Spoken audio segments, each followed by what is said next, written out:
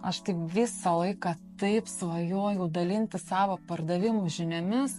Žavėdaus tiesiog, kai kažkas deda mokymus, dalinasi, to atrodo, ir ašgi turiu tų žinių 20 metų sukauptų, bet kaip pradėti tą daryti, tiesiog atrodė, kažko dar trūksta, ne? O kaip tau buvo? Aš tiesiog galvau, kad man reikia arba daug verslų labai kurti, bet tai tada reikia labai daug investicijų, o kodėl tų verslų norėjau daug kurti, nes tiesiog yra labai daug idėjų, kaip juokauju, 5 gyvenimam į priekį, žinai, ir tą noris daryti 3 ir 10, ar noris, kad būtų kokia komanda, kuri įgyvendintų, ir aš galėčiau tik tai galvoti, generuoti tas idėjas, tai realiai tai mes dabar tą darom kartu per mentorystės sesijas, per mokymus įvairiausius, nes ateina skirtingos klientės, pavyzdžiui, ateina viena ten su 3 skirtingom savo veiklom ir mes sugalvojam, kaip apjungti. Tai realiai ir generuojam idėjas.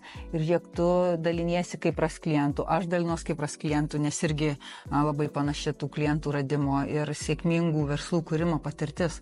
Tai tas 20-metis tavo, 20-metis mano, jau ateina klientas, žiūrėk, jau gauna 40 metų patirties pardavimuose ir apskritai kuriant verslus.